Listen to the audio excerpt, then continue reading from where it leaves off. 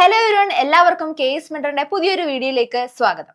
അപ്പോൾ നമ്മൾ ഇന്ന് പഠിക്കാനായിട്ട് പോകുന്നത് നമ്മുടെ ഓസ്കാർ അവാർഡുകളെ കുറിച്ചിട്ടാണ്. നമുക്കറിയാം നമ്മുടെ സിലബസിലെ ഇന്റർനാഷണൽ അവാർഡ്സ് എന്നൊരു കാറ്റഗറിയിലാണ് ഇത് വരിക. നമ്മുടെ സിനിമയുടെ അണ്ടറിൽ ഇന്റർനാഷണൽ അവാർഡ്സ് എന്നൊരു ഏരിയയിലാണ് നമുക്ക് ഈ ഓസ്കാർ പഠിക്കാൻ വരിക. അപ്പോൾ എന്താണ് എപ്പോഴും ചോദിക്കുന്ന ഒരു ക്വസ്റ്റ്യൻ ആണ് ഓസ്കാറിൽ നിന്നുള്ളത്. അപ്പോൾ ഇപ്പോൾ ഓസ്കാർ പ്രഖ്യാപിച്ചത് കൊണ്ട് തന്നെ ഉറപ്പായിട്ട് നമുക്കൊരു ക്വസ്റ്റ്യൻ എക്സ്പെക്ട് ചെയ്യാവുന്നതാണ്.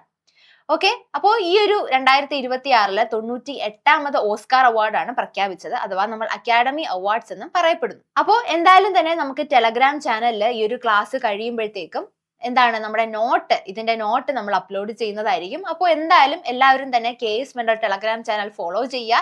അതിനകത്ത് നിങ്ങൾക്ക് ഒരുപാട് കറണ്ട് അഫയർ റിലേറ്റഡ് ആയിട്ടുള്ള കാര്യങ്ങളും എന്താണ് പ്രീവിയസ് ഇയർ ക്വസ്റ്റ്യൻസും ഡിഗ്രി പ്രിലിംസിന് എങ്ങനെ തയ്യാറെടുക്കാം എന്നുള്ള കാര്യങ്ങളും ഒക്കെ നിങ്ങൾക്ക് എന്ത് ചെയ്യും ചാനലിൽ നിന്ന് കിട്ടുന്നതായിരിക്കും. അപ്പോൾ എന്തായാലും തന്നെ എല്ലാവരും ചാനലിൽ ജോയിൻ ചെയ്യുക, നിങ്ങളുടെ ഫ്രണ്ട്സിനോട് ഷെയർ ചെയ്യുക. ഉറപ്പായിട്ടും നിങ്ങൾക്ക് യൂസ്ഫുൾ ആയിട്ട് ഒരുപാട് കാര്യങ്ങൾ ചാനലിൽ നിന്ന് ലഭിക്കുന്നതാണ്. അപ്പോൾ നമുക്ക് ഒട്ടും ലേറ്റ് ആക്കാതെ ക്ലാസ്സിലേക്ക് പോവാം.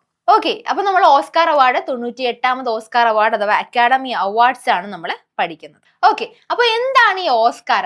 ആരാണ് ഓസ്കാർ കൊടുക്കുന്നത്? ഓസ്കാറിന്റെ ആ ഒരു സ്റ്റാച്യു എന്താണ്? അതേപോലെ തന്നെ ഏതൊക്കെ കാറ്റഗറീസ് അല്ലെങ്കിൽ എത്ര കാറ്റഗറീസിനാണ് ഓസ്കാർ നൽകി വരുന്നത് എന്നുള്ള കാര്യങ്ങൾ നമുക്ക് പഠിക്കാം. Academy of motion picture arts and science ആണ് എന്ത് ചെയ്യുന്നത്? ഓസ്കാർ നൽകി വരുന്നത്. ഇനി ഓസ്കാറിന്റെ സ്റ്റാച്യുയെ കുറിച്ച് പറയുകയാണെങ്കിൽ നമുക്കറിയാം, ഒരു വാളേന്ത്യ പടയാളിയുടെ സ്റ്റാച്യു ആണ് എന്ത് ചെയ്യുന്നത്? ഓസ്കാർ സമ്മാനമായിട്ട് കൊടുത്തു വരുന്നത്, അല്ലെ?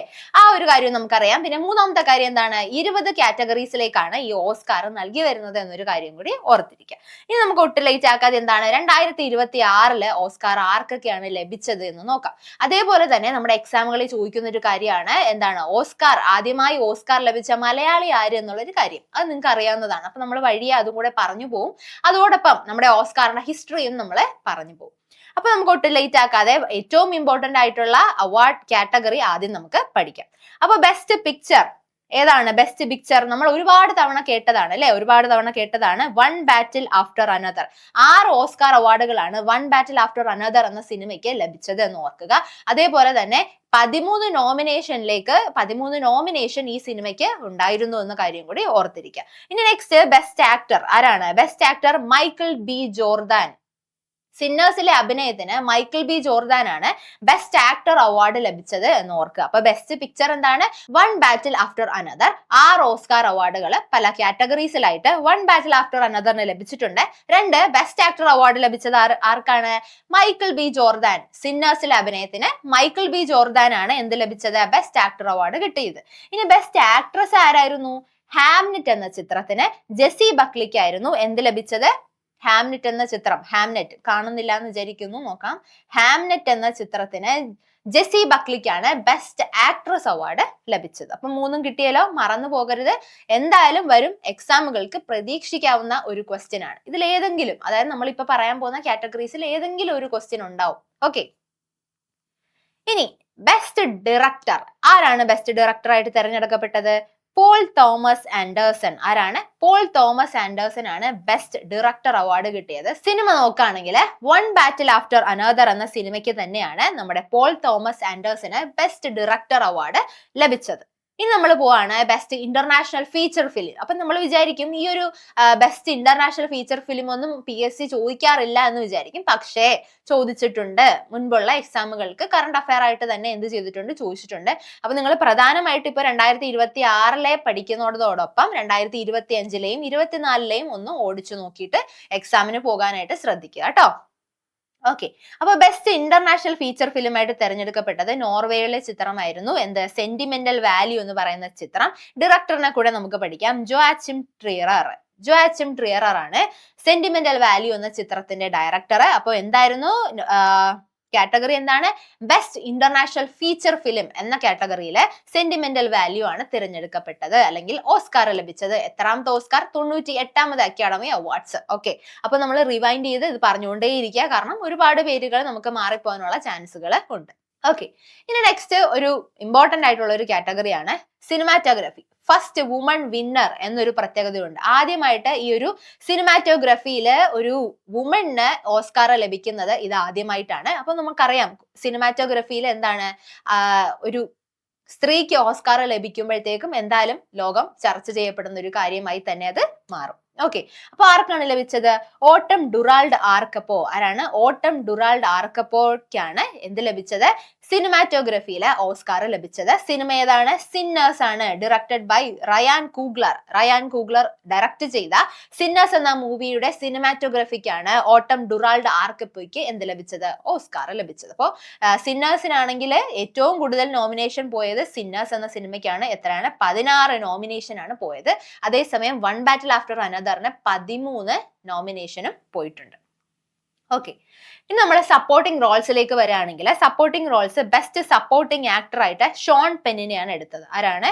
Sean Penn. അതും അദ്ദേഹത്തിന്റെ മികച്ച അഭിനയം വൺ ബാറ്റിൽ ആഫ്റ്റർ അനദർ എന്ന സിനിമയിലെ മികച്ച അഭിനയത്തിനാണ് ബെസ്റ്റ് സപ്പോർട്ടിംഗ് ആക്ടർ എന്നൊരു കാറ്റഗറിയിലെ ഷോൺ പെന്നിന് ഓസ്കാർ ലഭിച്ചത്. ഇനി ബെസ്റ്റ് സപ്പോർട്ടിംഗ് ആക്ട്രസ് വെപ്പൺസ് എന്ന മൂവിക്ക് വേണ്ടിയിട്ട് എന്താണ്? എമി മാഡിഗൻ ആണ് ബെസ്റ്റ് സപ്പോർട്ടിംഗ് ആക്ട്രസ് എന്ന കാറ്റഗറിയിൽ 2026 ഓസ്കാർ ലഭിച്ചതെന്ന് ഓർക്കുക. അപ്പൊ ബെസ്റ്റ് സപ്പോർട്ടിംഗ് ആക്ടർ ആണെങ്കിൽ Sean Penn, best supporting actress ആണെങ്കിൽ എമി മാഡിഗൻ. ഓക്കെ, അപ്പൊ ആ ഒരു രണ്ടും കമ്പയർ ചെയ്ത് പഠിക്കാം. സിനിമ എമി മാഡിഗന്റെ വെപ്പൺസിനും ഷോൺ പെന്നിന് വൺ ബാറ്റിൽ ആഫ്റ്റർ അനദറിലെ അഭിനയത്തിനുമാണ് അവാർഡ് ലഭിച്ചത് എന്ന് ഓർത്തു വെക്കുക. ഓക്കെ അല്ലേ? ഇനി നമ്മൾ പോകുന്നത് ബെസ്റ്റ് വിഷ്വൽ എഫക്ട്സ്. ഏതാണ്? ഏത് മൂവിക്കാണ് ബെസ്റ്റ് വിഷ്വൽ എഫക്ട്സിനുള്ള 2026 ഓസ്കാർ ലഭിച്ചത് എന്ന് നോക്കുകയാണെങ്കിൽ ആർക്കാണ്? അവതാർ. ഏതാണ്? Avatar fire and ash. Avatar fire and ash എന്ന മൂവിക്കാണ് ഓസ്കാർ ലഭിച്ചത്. ഏത് കാറ്റഗറി? Best visual effects. ഏതാണ്? Best visual effects. ഇനി നെക്സ്റ്റ് നമ്മൾ നോക്കുന്ന കാറ്റഗറി ബെസ്റ്റ് ഒറിജിനൽ സോങ് എന്നുള്ള ഒരു കാറ്റഗറിയാണ്. ഏതാണ്? ഗോൾഡൻ എന്ന സോങ്ങിനാണ് ബെസ്റ്റ് ഒറിജിനൽ സോങ് എന്ന കാറ്റഗറിയിൽ ഓസ്കാർ ലഭിച്ചത്. ഫിലിം നോക്കുകയാണെങ്കിൽ കേപ്പ് ഓഫ് ഡെമോൺ ഹണ്ടേഴ്സ് എന്ന മൂവിയിലെ ഗോൾഡൻ എന്ന സോങ്ങിനാണ് ബെസ്റ്റ് ഒറിജിനൽ സോങ് എന്ന കാറ്റഗറിയിൽ അവാർഡ് ലഭിച്ചത്. അതേപോലെ തന്നെ കേപ്പ് ഓഫ് ഡെമോൺ ഹണ്ടേഴ്സിന് ബെസ്റ്റ് ആനിമേഷൻ ഫിലിം എന്ന കാറ്റഗറിയിലും ഓസ്കാർ ലഭിച്ചിട്ടുണ്ട് എന്ന് പഠിച്ചു വെക്കുക. ഇമ്പോർട്ടന്റ് ആണ്, വളരെ ഇമ്പോർട്ടന്റ് ആണ്. ഓക്കെ, ഇനി ബെസ്റ്റ് സൗണ്ട് നോക്കുകയാണെങ്കിൽ F1 എന്ന മൂവിക്കാണ് ബെസ്റ്റ് സൗണ്ട് കാറ്റഗറിയിൽ ഓസ്കാർ ലഭിച്ചിട്ടുള്ളത്. ബ്രാഡ് പിറ്റ് ആണ് സ്റ്റാർ ചെയ്യുന്നത്. ഡയറക്ട് ചെയ്തത് ജോസഫ് കൊസിൻസ്കി ആണ് എന്നൊരു കാര്യം കൂടെ ഓർക്കുക. അപ്പൊ best original song golden, best animation film K-pop demon hunters, best sound F1. Okay, ഇനി നെക്സ്റ്റ് കാറ്റഗറി വരുന്നത് ബെസ്റ്റ് ഒറിജിനൽ സ്കോർ എന്നുള്ളതാണ്. പശ്ചാത്തല സംഗീതം, മികച്ച പശ്ചാത്തല സംഗീതം. ഏതാണ്? സിന്നേഴ്സ് എന്ന മൂവിക്ക് ഡയറക്റ്റ് ചെയ്തത് റയാൻ കൂഗ്ലർ ആണ്. ആരാണ് ഈ ഒരു പശ്ചാത്തല സംഗീതം ഒരുക്കിയതെന്ന് നോക്കുകയാണെങ്കിൽ ലുഡ്വിഗ് ഗൊറാൻസൺ ആണ്. അപ്പൊ നമ്മൾ നേരത്തെ പറഞ്ഞതുപോലെ തന്നെ സിന്നേഴ്സ് എന്ന മൂവിക്കാണ് ഏറ്റവും കൂടുതൽ നോമിനേഷൻ പോയത്, 16 നോമിനേഷൻ. അപ്പൊ ആ ഒരു കാര്യം കൂടെ പഠിച്ചു വെക്കാം. അപ്പൊ ബെസ്റ്റ് ഒറിജിനൽ സോങ് എന്ന് പറയുന്നത് ഗോൾഡൻ ആണ്, best sound F1, best original score സിന്നേഴ്സിന്റെ ആണ്, best animation film K-pop demon hunters. Okay അല്ലേ? സെറ്റ് അല്ലേ? പഠിച്ചെന്ന് വിചാരിക്കുന്നു. ഇനി നെക്സ്റ്റ് നമ്മൾ നോക്കുന്നത് ബെസ്റ്റ് ഒറിജിനൽ സ്ക്രീൻ പ്ലേ. ഏതാണ്? Best original screenplay. Ryan കൂഗ്ലറിന്റെ സിന്നേഴ്സ്. സിന്നേഴ്സിന് തന്നെ വീണ്ടും അവാർഡ് കിട്ടിയിട്ടുണ്ട്. ഇനി ബെസ്റ്റ് അഡാപ്റ്റഡ് സ്ക്രീൻ പ്ലേ എന്ന കാറ്റഗറിയിലെ പോൾ തോമസ് ആൻഡേഴ്സന് സിനിമ ഏതാണ്? One battle after another. അപ്പൊ മനസ്സിലായല്ലോ, വൺ ബാറ്റിൽ ആഫ്റ്റർ അനദറിന് 6ഓളം ഓസ്കാർ അവാർഡുകൾ ലഭിച്ചിട്ടുണ്ട് എന്നൊരു കാര്യം വീണ്ടും ഓർമ്മയിൽ ഇരിക്കട്ടെ. ബെസ്റ്റ് അഡാപ്റ്റഡ് സ്ക്രീൻ പ്ലേ ആർക്കാണ്? പോൾ തോമസ് ആൻഡേഴ്സൺ ആണ്. അപ്പോൾ അദ്ദേഹത്തിന്റെ ഫസ്റ്റ് ഓസ്കാർ ആണ് എന്നുകൂടി ഓർത്തിരിക്കാം. ഇനി ഇമ്പോർട്ടന്റ് ആയിട്ടുള്ള മറ്റൊരു കാര്യം, നമ്മൾ എപ്പോഴും പഠിക്കുമ്പോഴത്തേക്കും നമ്മുടെ ഓസ്കാർ നേടിയ ഇന്ത്യക്കാരെ കുറിച്ച് നമ്മൾ എന്തായാലും പഠിച്ചിരിക്കണം. ഓക്കെ, അപ്പോൾ നമ്മള് ഓസ്കാർ ലഭിച്ച ആദ്യ മലയാളി ആരാണെന്ന് പഠിക്കുമ്പോൾ ആരാണ്? റസൂൽ പുകുറ്റിയാണ് അല്ലെ? റസൂൽ പുകുറ്റിക്ക് മികച്ച സൗണ്ട് മിക്സിങ്ങിന് 2009 ഓസ്കാർ ലഭിച്ചിരുന്നു. ഏത് മൂവിക്കാണെന്ന് നിങ്ങൾ വീഡിയോയുടെ താഴെ കമന്റ് ചെയ്യണം. അത് നിങ്ങൾക്കൊരു ടാസ്ക് ആണെന്ന് കൂട്ടിക്കോ. ഓക്കെ, അപ്പൊ ഓസ്കാർ ലഭിക്കുന്ന മലയാളി, ആദ്യ മലയാളിയാണ് റസൂൽ പുകുറ്റി എന്നൊരു കാര്യം ഓർക്കുക. ഇത് മുന്നേ ചോദിച്ചിട്ടുണ്ട് എന്നുള്ളൊരു കാര്യം കൂടി മനസ്സിൽ വെക്കണം. ഇനി നമ്മുടെ ഇന്ത്യക്കാർ എന്ന കാറ്റഗറിയിലേക്ക് വരുമ്പോൾ ബാനു അത്തയ്യ 1983 ആദ്യമായിട്ട് ലഭിക്കുന്നത്. ബാനു അത്തയ്യയുടെ മികച്ച കോസ്റ്റ്യൂം ഡിസൈൻ എന്ന ഒരു കാറ്റഗറിയിലാണ് ബാനു അത്തയ്യയ്ക്ക് ഓസ്കാർ ലഭിക്കുന്നത്. സത്യജിത്ത് റായ് ഹോണററി അവാർഡായിരുന്നു 1992. ഗുൽസാർ മികച്ച ഒറിജിനൽ ഗാനം 2009. AR റഹ്മാൻ മികച്ച ഒറിജിനൽ സ്കോർ, മികച്ച ഒറിജിനൽ ഗാനം എന്ന കാറ്റഗറിയിൽ 2009 ഓസ്കാർ ലഭിച്ചിരുന്നു. കാർത്തികി ഗോൺസാൽവസ് മികച്ച ഡോക്യുമെന്ററി ഷോട്ട് 2023 ലഭിച്ചിരുന്നു.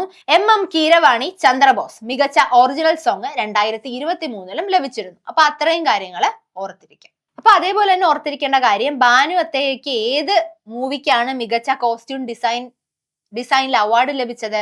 ഗാന്ധി എന്ന മൂവിക്കാണ്. ഓക്കെ, ഗാന്ധി എന്ന മൂവിക്കാണ് ലഭിച്ചതെന്ന് ഓർക്കുക. അത് ഇമ്പോർട്ടന്റ് ആണ്. നിങ്ങൾക്ക് കമന്റ് ചെയ്യാനുള്ളത് റസൂൽ പുക്കിറ്റിക്ക് മികച്ച സൗണ്ട് മിക്സിങ്ങിന് ഓസ്കാർ ലഭിച്ചത് ഏത് മൂവിക്കാണ് എന്നുള്ള ഒരു കാര്യം എന്ത് ചെയ്യണം, കമന്റ് ചെയ്യണം. ഓക്കെ, ഇനി നമ്മൾ ഹിസ്റ്ററിയിലേക്ക് വരികയാണെങ്കിൽ academy of motion picture arts and science establish ചെയ്യുന്നത് 1927 1927 ഇത് എസ്റ്റാബ്ലിഷ് ചെയ്യുന്നത്. ആദ്യത്തെ ഓസ്കാർ സെറമണി നടക്കുന്നത് എവിടെയാണ്? ഹോളിവുഡ് റോസ്വെൽറ്റ് ഹോട്ടലിലെ 12 കാറ്റഗറീസിന് വേണ്ടിയിട്ട് 1929 ആദ്യമായിട്ട് ഓസ്കാർ അവാർഡ് കൊടുത്തു തുടങ്ങുന്നത്. അന്ന് 15 പ്രതിമകൾ മാത്രമായിരുന്നു, അല്ലെ 15 അവാർഡുകൾ മാത്രമായിരുന്നു എന്ത് ചെയ്തത്, സമ്മാനിച്ചതെന്ന് ഓർക്കുക. ഇനി 1930 ആയപ്പോഴത്തേക്കും എന്ത് ചെയ്തു, ഓസ്കാർ റേഡിയോ വഴി ബ്രോഡ്കാസ്റ്റ് ചെയ്യാൻ തുടങ്ങി. അപ്പോഴും ആൾക്കാരിലേക്ക് ഒരുപാട് അത് എത്തിയിട്ടില്ല. പിന്നെ 1953 ഇത് ടെലിവിഷനിലൂടെ സംപ്രേഷണം ചെയ്യാൻ തുടങ്ങിയത്. ഇന്ന് നമുക്കറിയുന്നത് പോലെ തന്നെ ലോകം ഉറ്റുനോക്കുന്ന ഒരു സമ്മാനദാന ചടങ്ങാണ് എന്തെന്ന് പറയുന്നത്, നമ്മുടെ ഓസ്കാർ എന്ന് പറയുന്നത്. അപ്പൊ അത്രയും കാര്യങ്ങളാണ് നമുക്ക് ഓസ്കാർ എന്ന കാറ്റഗറിയിൽ 2026 നമുക്ക് പഠിക്കാനായിട്ടുള്ളത്. അപ്പൊ എന്ത് ചെയ്യാ, കഴിഞ്ഞ ഓസ്കാറും അതിന് മുന്നത്തെ വർഷത്തെ ഓസ്കാറും കൂടി ജസ്റ്റ് ഒന്ന് ഓടിച്ചു നോക്കിയിട്ട് പോകണം. കാരണം എക്സാമുകൾക്ക് ഏത് വേണമെങ്കിലും ചോദിക്കാം. അതുകൊണ്ട് എന്ത് ചെയ്യാ, കുറച്ചും കൂടെ ഫോക്കസ് നമ്മൾ 2026 കൊടുക്കുക. എന്നിട്ട് എന്ത് ചെയ്യാ, മറ്റേതുകൂടെ പഠിക്കുക. അപ്പോൾ ഓൾ ദ ബെസ്റ്റ്. എല്ലാവരും തന്നെ നന്നായിട്ട് എക്സാം എഴുതണം. അപ്പോൾ നന്നായിട്ട് തന്നെ പഠിക്കുക. And thank you.